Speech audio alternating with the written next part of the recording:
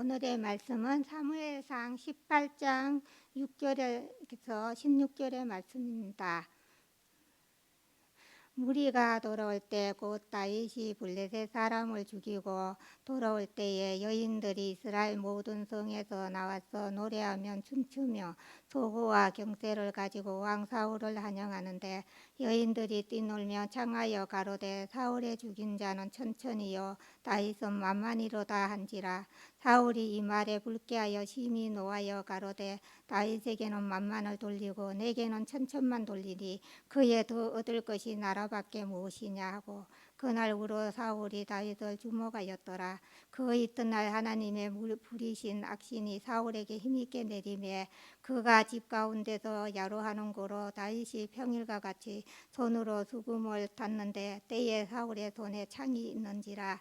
그가 스스로 이르기를 내가 다윗을 벽에 박으리라 하고 그 창을 던졌으나 다윗이 그 앞에서 2번 피하였더라.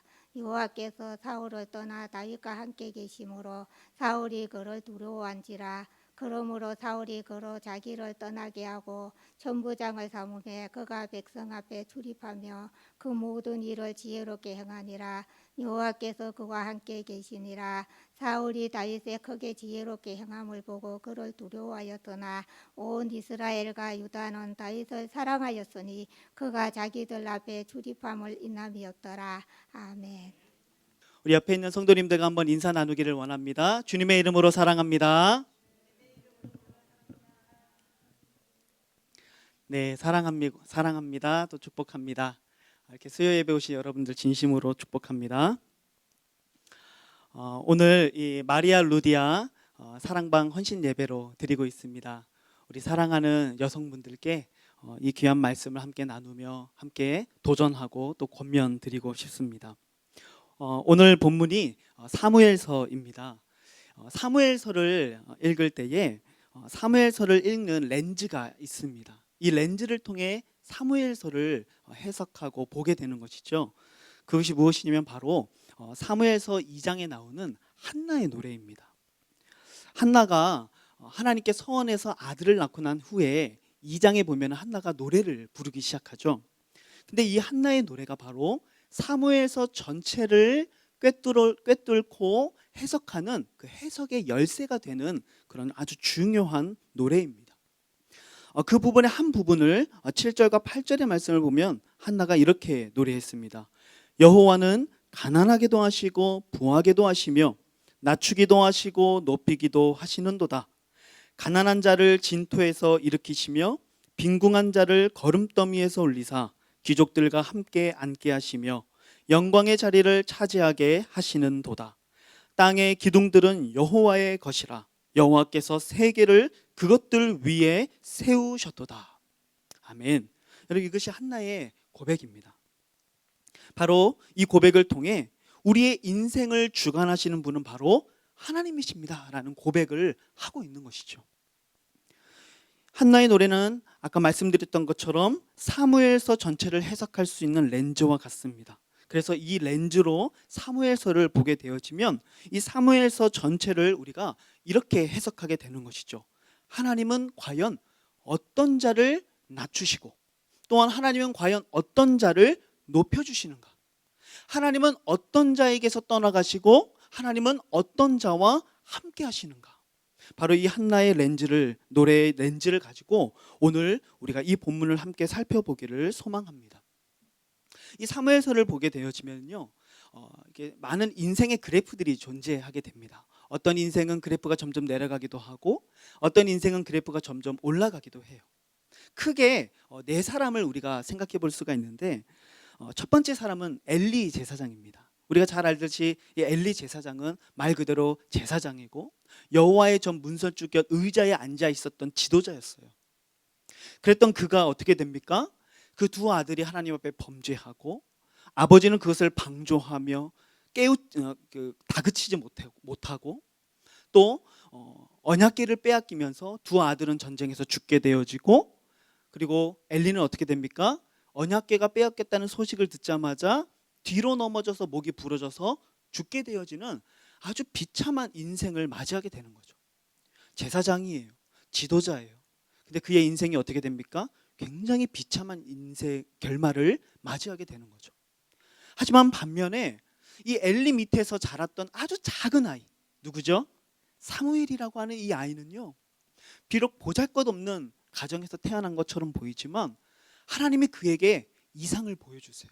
하나님이 그에게 말씀해 주세요. 하나님의 말씀이 없던 그 시대에 사무엘은 하나님의 말씀을 듣고 성전에서 자라나요. 그래서 이 아이가 점점 자라나면서 이제 왕에게 기름 부음을 하는 그런 귀한 선지자로 하나님 앞에 쓰임 받게 되는 거죠.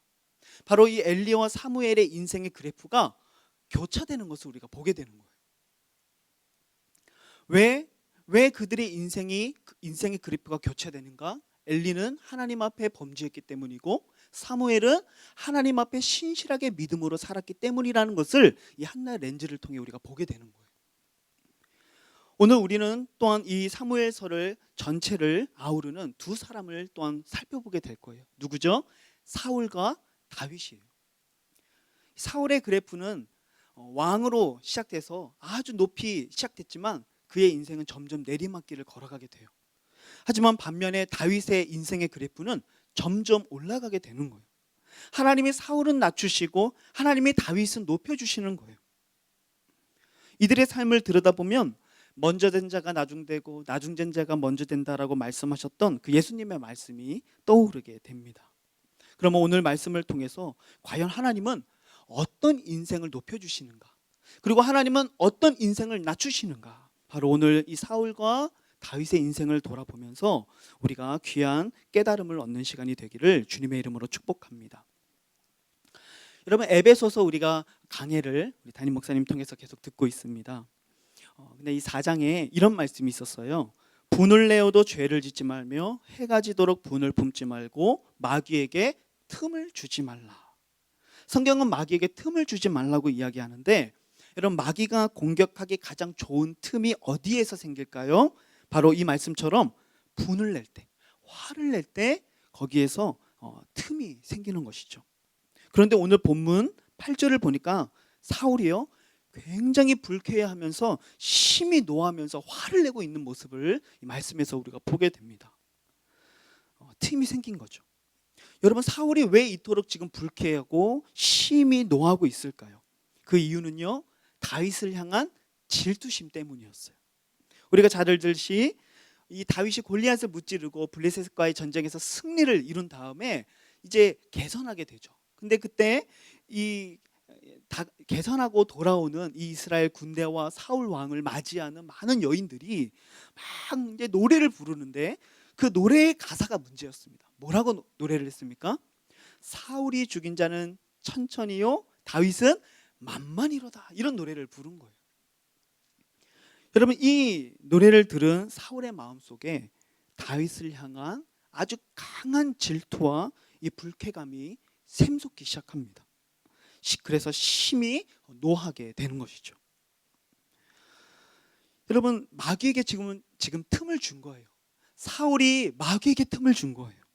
사울의 영적 상태에 이런 틈이 생기자마자 바로 다음 날 어떤 일이 일어날까요? 본문 10절에 보니까 그 이튿날 넥스트 데이예요. 바로 그 다음 날 악령이 사울에게 힘있게 내림에 그가 집안에서 정신없이 떠들어댔다라고 성경이 이야기합니다.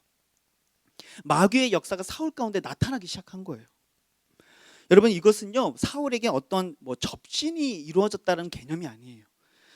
악신이 임했다라는 말은요, 이 마귀가 사울의 마음과 그의 심령을 아주 요동치게 했다는 것이죠. 그의 분노를 아주 들끓게 했다는 거예요.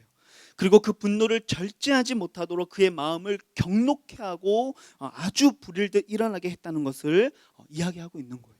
지금 사울의 마음속에 그러한 분이 막 일어나기 시작했습니다. 이 악령이 힘있게 이 사울의 심령을 힘있게 움직이기 시작하자 사울의 이 반응에 나타나는 첫 번째 행동이 뭐냐? 정신없이 떠들어댔다는 거예요. 원어적으로 보면 이 정신없이 떠들어댔다라는 말의 의미는요, 조금 과격한 표현일 수 있지만 미친 듯이 헛소리를 마구 짓거렸다, 이런 이제 의미를 가지고 있는 거예요. 아무 말 대잔치를 막 한 거죠. 여러분, 사울이 막 떠들어대고 있는데 무슨 말을 했을까요? 성경에 나와 있지 않아요. 그런데 우리가 한번 상상을 해보건대 어떤 말을 했을까요? 먼저는 욕을 했을 것 같아요. 그렇죠? 아주 심한 욕을 했을 것 같아요. 또한 누군가를 비방하는 말들을 했겠죠. 또한 아주 음란한 말이나 아주 더러운 말들을 내뱉었을 것이고, 또 하나님 앞에 불경스러운 말들을 내뱉었을 거예요. 여러분, 이것은 바로 성령 충만하지 못한 자들에게 나타나는 가장 특징이라는 사실을 우리가 기억했으면 좋겠어요.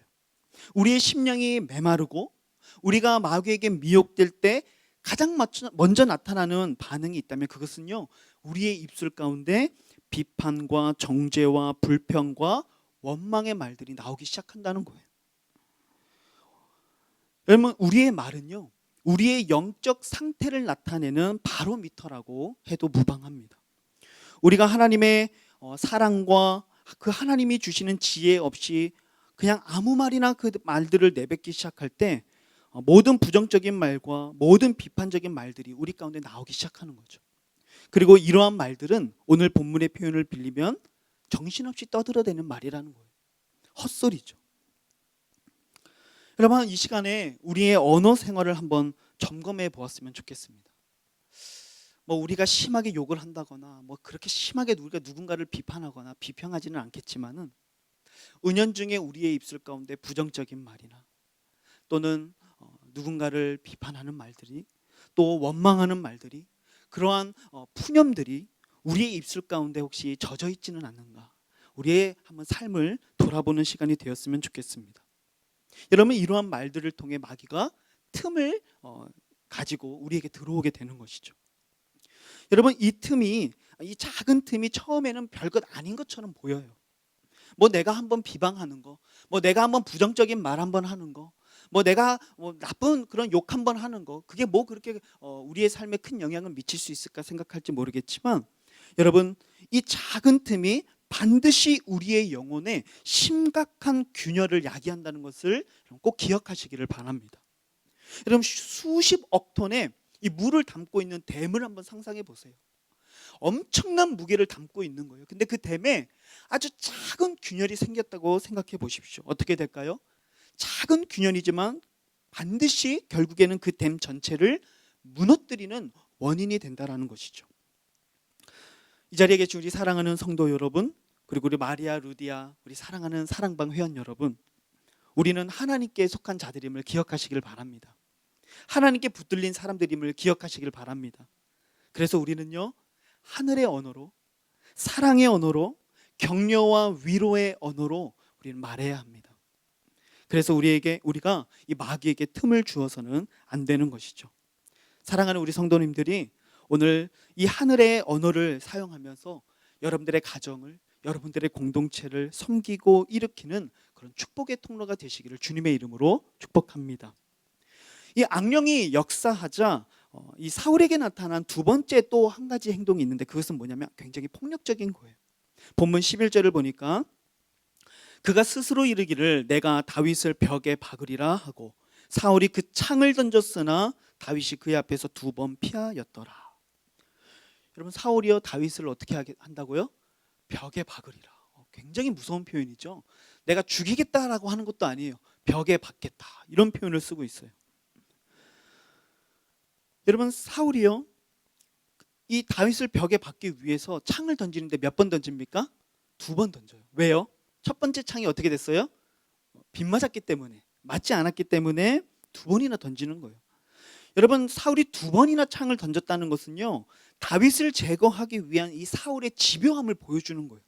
반드시 내가 너를 없애겠다는 그런 확고한 의지를 보여주는 거죠. 절대 우발적인 게 아니라는 거예요. 여러분, 우리가 마귀에게 틈을 주고 분이 생기며 성령 충만하지 못할 때에 우리 안에 드는 또한 또 한 가지의 행동이 무엇이냐면 바로 사람을 향한 죽이는 말들과 행동이 나온다는 거예요. 오늘날 우리가 어떤 물리적으로 폭력을 행사하거나 언어적인 폭력을 막 심하게 행하지는 않겠지만, 사실 우리의 삶을 돌아보면 우리가 얼마나 많이, 자주, 매일 누군가에게 폭력을 행사하고 있는지 몰라요. 제 삶을 돌아보니까 그렇더라고요. 제 아들에게 그런 심한 말들을 할 때도 있어요. 마음에 상처가 되는 말들을, 비교하는 말들을 할 때도 있고, 너는 왜 그렇게 못하니라고 말할 때도 있고, 그러고서 또 후회하고 또 마음을 다잡기도 하지만, 그런 것이 우리의 연약함인 것 같아요. 누군가를 죽이고 무너지게 하고 상처들게 하고 병들게 하는 말들과 표정과 행동과 선택들을 통해 우리는 너무나도 많은 사람들을 죽이며 살아가고 있는 것 같아요. 주님도 말씀하셨죠.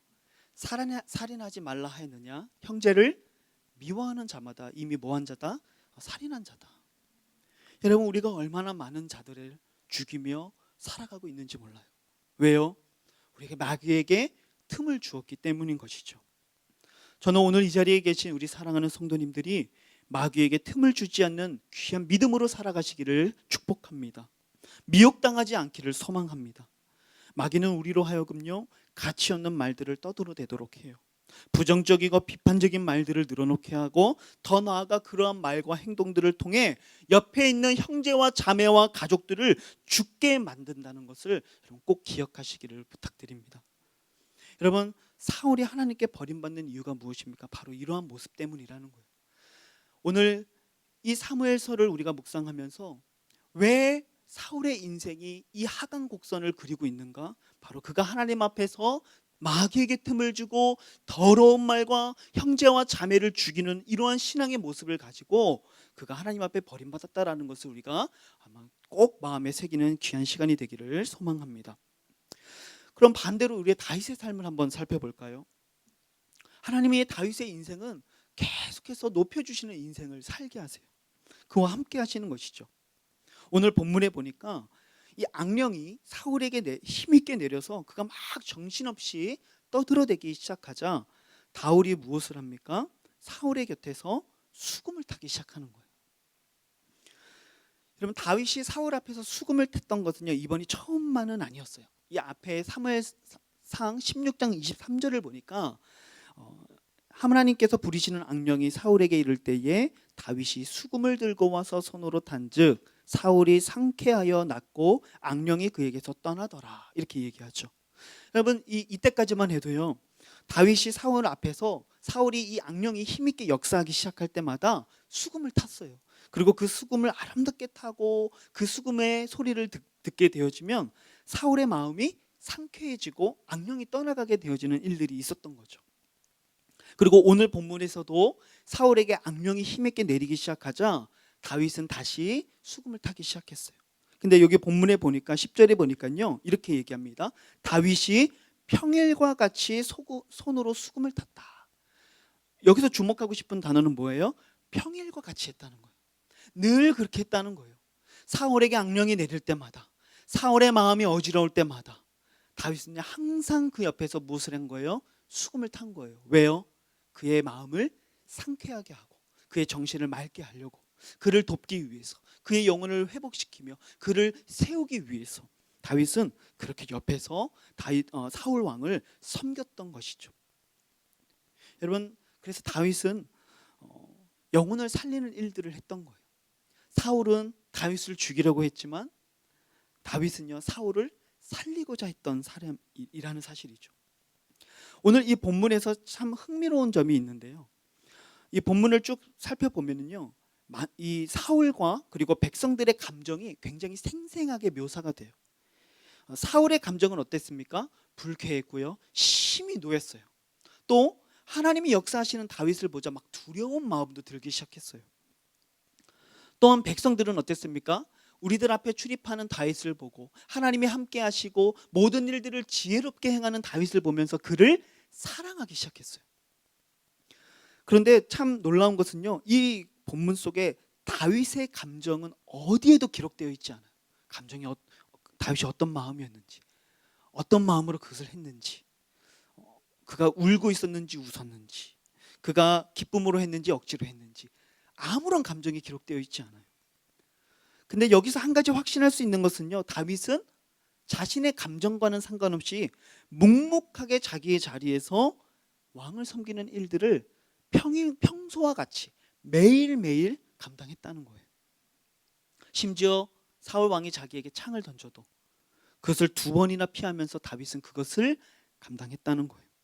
왜 그랬을까요? 다윗에게 하나님의 마음이 있었기 때문이죠. 바로 사랑의 마음이라고 저는 생각합니다. 다윗은요, 사울을 감정적으로 정신적인 그 건강을 되찾기를 위해서 항상 수금을 연주했다는 것이죠. 사울을 향한 긍휼과 사랑의 마음이 있었던 것이죠. 여러분, 이 사랑의 마음이 너무나도 귀한 거예요.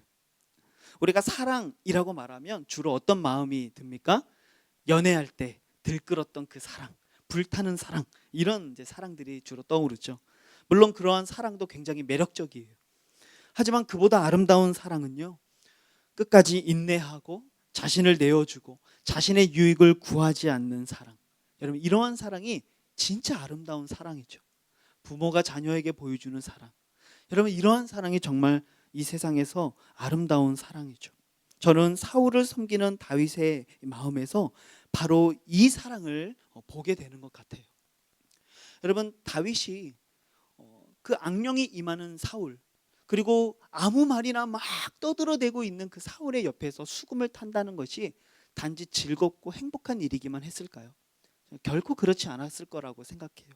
하지만 다윗은 오늘 본문에서 평일과 같이 손으로 그 수금을 타기 시작하는 거예요. 그것이 자기의 자리이고 그것이 자기에게 맡겨진 사명이며 그것이 내가 있어야 할 자리라는 것을 다윗은 분명하게 알고 있는 것이죠. 심지어 다윗은 2번이나 사울의 창을 피해요. 여러분, 이 말은요, 다윗이 사울의 이 첫 번째 창을 피한 이후에 그 자리를 바로 피하지 않았다는 거예요. 왜 그랬을까요? 그때 피했어도 됐는데 그는 왜 또다시 사울이 창을 던질 때까지 그 자리를 피하지 않았을까? 바로 사울을 향한 사랑과 긍휼의 마음이며 하나님께서 나를 그곳에 보내시고 세우셨다는 바로 사명의식 때문이라고 생각합니다. 오늘 우리는 이 사울과 다윗의 삶을 비교해 보았어요. 여러분, 사울은 왜 그의 인생이 내리막길을 걷게 됩니까? 하나님 앞에 교만하게 되어졌고 하나님 앞에 순종하지 않았고 하나님 앞에 범죄했기 때문이죠. 하지만 하나님이 왜 다윗의 인생을 높여주십니까? 그가 하나님의 마음을 따라 하나님 앞에 믿음으로 살아갔기 때문이라는 것을 오늘 이 사무엘서 전체가 말씀하고 있는 거예요. 저는 오늘 이 자리에 계신 우리 사랑하는 성도님들이 다윗과 같은 인생을 통해 하나님이 여러분들의 인생을 높여주시는 복된 인생이 되시기를 주님의 이름으로 축복합니다. 이 본문 12절을 보니까요, 이렇게 말씀합니다. 여호와께서 사울을 떠나 다윗과 함께 계심으로 사울이 그를 두려워한지라.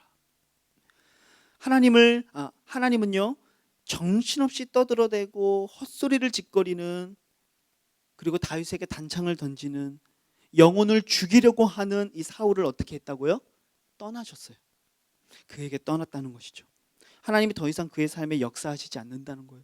하나님 더 이상 그의 삶에 은혜를 베푸시지 않는다는 거예요. 하나님 더 이상 그의 얼굴 빛을 그에게 비추시지 않는다는, 더 이상 그에게 은혜를 베푸시지 않는 아주 비참한 인생이 된 거죠. 하지만 반대로 하나님은요, 다윗과 함께 계세요. 다윗과 함께 하시는 거죠. 하나님이 함께 하시기 때문에 다윗이 하는 모든 일들에 하나님이 항상 역사하세요. 하나님이 필요한 것들이 있다면 공급하세요. 하나님이 역사하세요. 피할 길도 열어주시고 때로는 위로도 해주시고 용기가 필요할 때는 힘도 주시고 격려도 해주시고 승리케 하시는 하나님의 역사가 나타나는 아주 가치 있는 인생이 된 것이죠. 여러분, 우리가 정말 이렇게 하나님이 함께 하시는 인생이 되면은요, 하나님의 역사가, 하나님의 능력이, 하나님의 그 놀라운 기적이 우리의 삶 가운데 나타나기 시작하죠. 그래서 하나님의 생명으로부터 떠난 자들이 우리를 볼 때 어떤 마음을 가지게 돼요? 두려운 마음이 드는 거예요. 그래서 오늘 본문에 보니까 사울이 다윗을 두려워하기 시작하는 거예요. 왜요?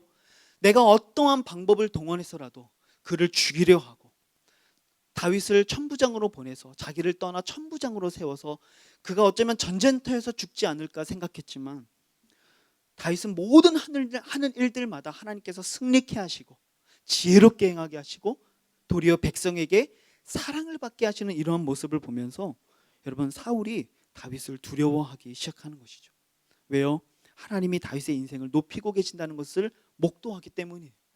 하나님이 다윗의 인생의 뒤에서 그의 삶을 붙드시고 함께 하신다는 것이 그의 인생을 통해 증거되고 있기 때문에 여러분, 사울이 다윗을 두려워하기 시작하는 것이죠. 사랑하는 성도 여러분, 오늘 이 사무엘서의 말씀을 통해 하나님 우리에게 도전하고 있는 것 같습니다.